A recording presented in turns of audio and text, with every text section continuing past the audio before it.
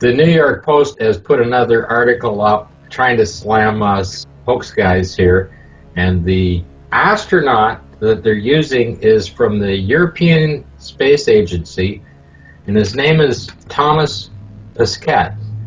His parents would be in diapers when Apollo took off, so he knows exactly, he was there for the show. But the New York Post, of course, they don't respond to us, but they get a different guy to write an article because the other ones obviously won't. So this person is Aaron Keller, right, that wrote this article. That's just from the New York Post. I don't know if they use freelance writers or whatever they use, but that's what they're doing with this particular article. And the New York Post will not respond to us, so they just jump their game on throwing these people in there, right? That other journalist who wrote up the article about it hasn't responded to me. And I wrote to them as well. And to the editor. I wrote to the online editor as well. Well, they obviously don't know what to say when they get challenged on this. They haven't done their research. They haven't done their checking out what's supposed to be happening. They haven't done the basic journalistic response, which is to check out what is being said. No, you know what's interesting? The comments that are in the section right now is that why is it they're putting all of this equipment on Artemis, this radiation equipment, the detectors and such, when it was done and dusted 55 years ago? Now, why are they starting this all over from scratch again? Yeah, why is there concern? I also sent you a link to that for Artemis, right, which is showing 1, 2, and 3. Each of their flight paths are there listed, and of course all of them go straight through the Van Allen belts, just off the equator. Whatever degree the moon is off the equator, they're still doing it exactly the same way. Yeah. However, Artemis was scrubbed. You know, those 35-year-old seals that didn't leak, well, they still haven't done anything about them because it's the same damn seals, so you can see how much they've advanced in their technology on seals. And basically, they're using the same solid fuel boosters as they were on the space shuttle. Yeah, and also the space shuttle engines. Right, but over this past weekend, we had several coronal mass ejections from the sun, yeah, which were considered highly extreme. Now, if those coronal mass ejections were somewhere in their flight path, they would need to be concerned about it. Yeah, of course they will. And the only thing you hear from NASA and on the news is, oh, well, there's a weather and we might be struck by lightning and that the wind shear might blow us off course a little bit. Well, I guess if you're going to land in the Atlantic, that's all you have to worry about is the weather, right? If you're going to the moon, you'd want to be concerned about the effects because even though it's unmanned, there are thousands of documents showing how these things knock out satellites and everything else out.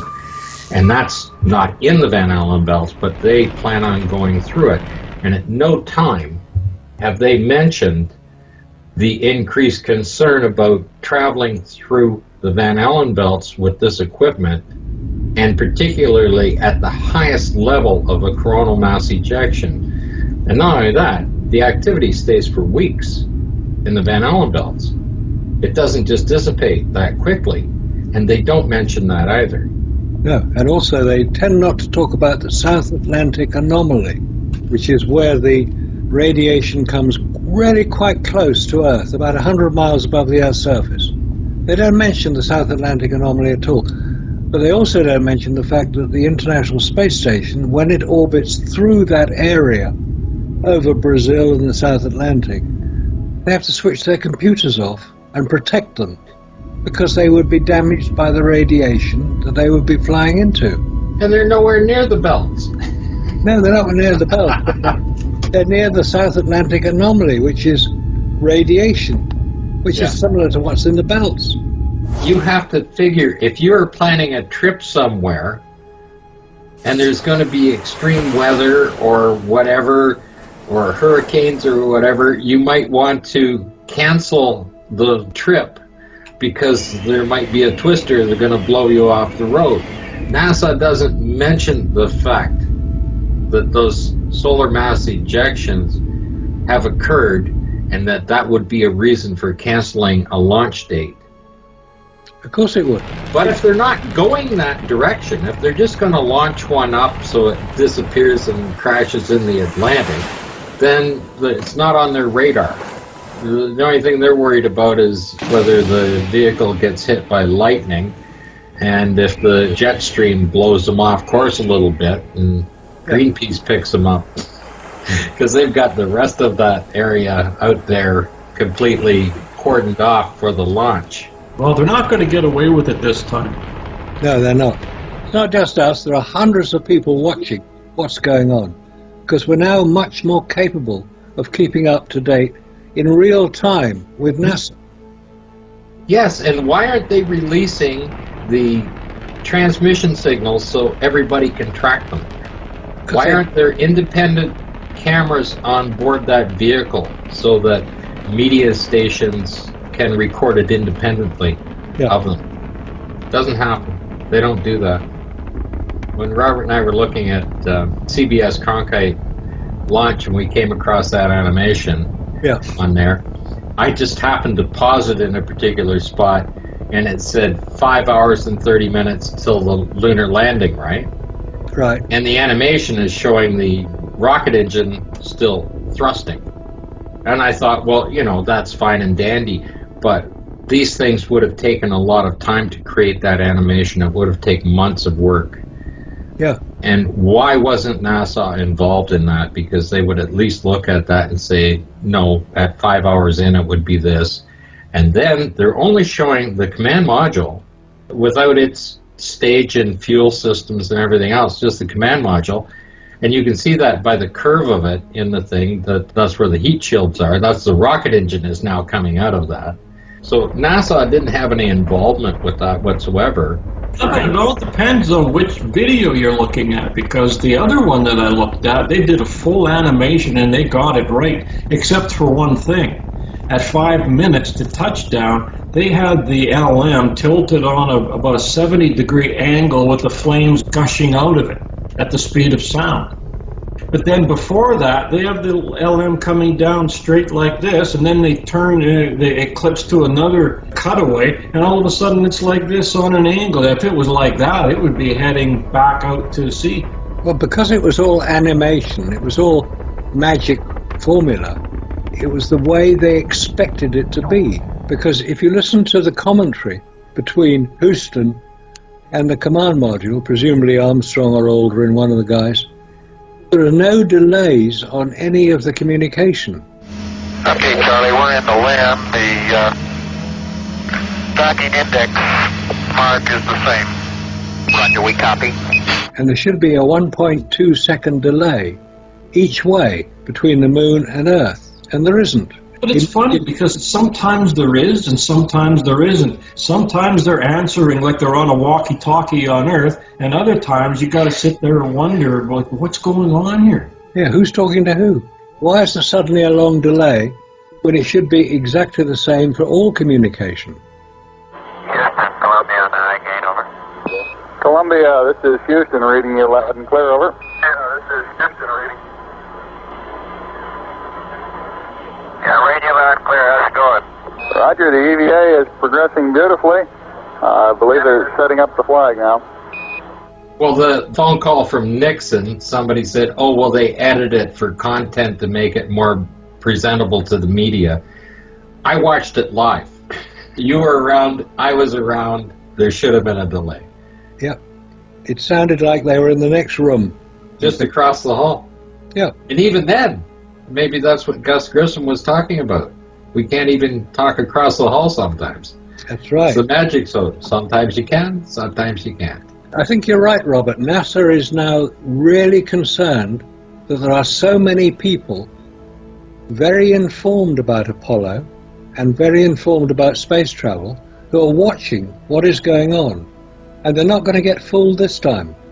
Fool me once, shame on me. Fool me twice, shame on you. We're not going to get fooled a second time. Well, yeah, that's true, exactly. But why would they go and add all these sensors again and be going all over the same material? This is Apollo 2.0. They're doing exactly the same thing they did back then. Well, if you've conquered something, you don't go back and redo it from scratch. It's not like they're taking this up from the middle now. They're going right back to square one with this radiation business. And I mean right back to square one. Why did they need to have solid rocket boosters on this thing? Where are those F1 engines? They should have been developed to a much higher level. How come those solid rocket boosters are 35-year-old technology with leaky seals, the same as the Challenger?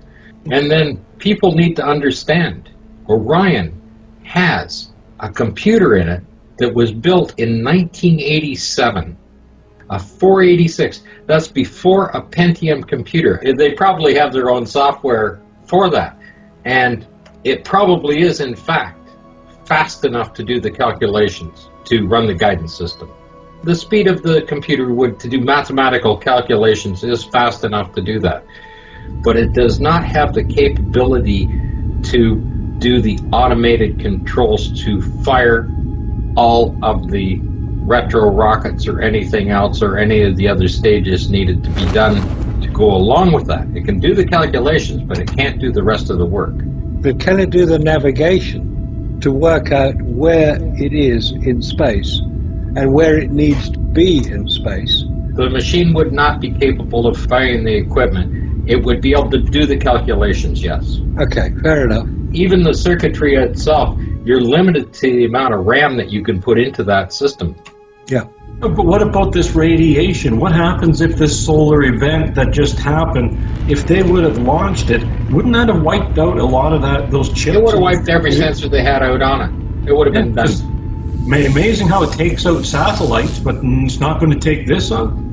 Do you think that could have something to do with the delays on the launch? I've been spending all the time looking for it, and they just claim that there's a leak, there's weather, there's this and there's that, right? Fuel leak problems and stuff like that. No mention of the belts. And if that's in their flight path, if that's part of their program where they're headed to, it should have been a concern and it should have been mentioned. They could have at least said, oh, we just had a major solar eruption there. We need 3 weeks for it to calm down. Yeah. Well, that's what they got themselves, because are they taking the rocket back to the vehicle assembly building now? They did, and they had to swap one of the engines out because they couldn't repair the other one. So out the engine came and then another one went in. But they should just take it straight to the museum. The one that launched in 2014 is already in the museum. Well, that's right. This one just needs to go up, come down on the parachutes, and go to the museum. It's a very expensive program. It's almost as expensive as the Apollo program. Was it $90 billion they've spent so far? And they haven't even got off the ground yet. You know, what are they playing at? What are they actually doing? Armando Balance, at the end of his comment, he said, don't even get me going on that. Don't even get me started. Yeah. Why not? I mean, maybe you could come up with something interesting. Are any of the NASA parrots contributing to this discussion at all? No, we don't see them on the YouTube channel anymore. Unfortunately, our comments tend to blow the feathers right off them. Do you realize that not one person anywhere in that comment section has mentioned anything about those shadows changing direction at the sweep of the camera? There is not one comment about that anywhere. Nope. Because if they did mention it, that blows the whole Apollo story wide open. A very important piece of film that you've identified there, showing different shadow lengths, where they should be the same length, no matter what's happening. But it's the direction they're changing. The camera starts on the left and it pans to the right, and as it's going, the shadow direction is changing. Yeah, I know. And then you have that background mat that's sitting there, that wall screen, and that's supposed to be a really steep hill, and it's got really short shadows on it when they should be incredibly long.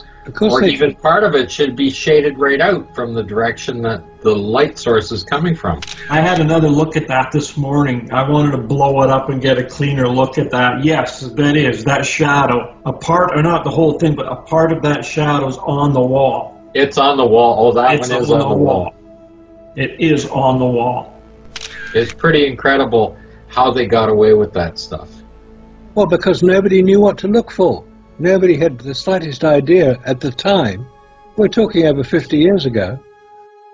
Nobody had any idea that they were supposed to be looking for fabrication. They thought they were looking at reality. They thought they were looking at NASA being honest. That's a hard line to cross mentally for a lot of people. It is. It's a line that quite a few people can't cross. Because as soon as they cross it once, they can't go back. As soon as they have the slightest doubt that Apollo was fabricated, as soon as they see something which convinces them that Apollo was a fabrication, not a reality, the whole thing falls apart. It's like the Wizard of Oz. Once that curtain's opened, you can never unsee it again, again, again, again.